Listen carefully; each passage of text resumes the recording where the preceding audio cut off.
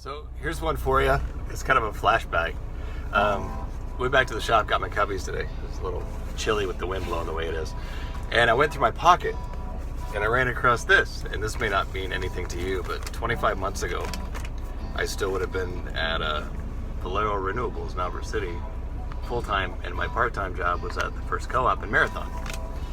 And that sounds really ridiculous to some people, but I worked full-time at the ethanol plant, part-time at First Co-op.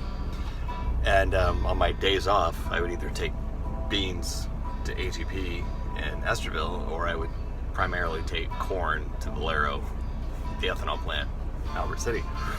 And that kind of flashed me back to, I guess it was 2017.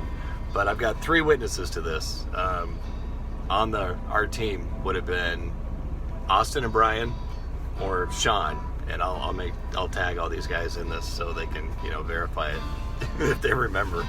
Anyway, so we had a unit train we had to get done. We were waiting on certification. We shift at that point in time would have been 6 to 6, quote unquote, which means be there at 5:45 and stay until everything's done.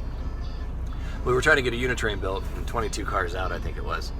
Waiting on certification. Shawn and I go out on the rail and decide we're going to go ahead and build the unit train, go out and, knock it back, slam it back, grab the buffer. That way all we've got to do is finish out the 22 cars, knock them on the nose, and make sure we've got a clear track for the empty unit train inbound so they can grab the full train outbound somewhere between 11 p.m. and 7 a.m. And it would have been on Friday. Anyway, so we're getting ready for all that.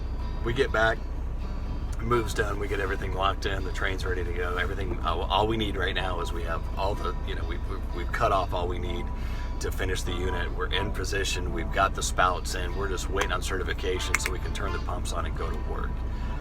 Get these cars done, knock them in, knock it out.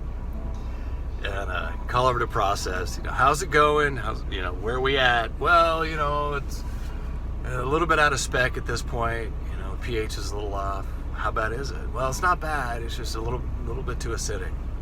Ah, dude, I'll just come over and put my finger in it. We'll be fine. What? I'll just come over to grab the samples. I'll put my finger in it. We'll be fine. And I hear it's on speaker, and I hear the process operator going, "What did he say?" And then I hear the manager.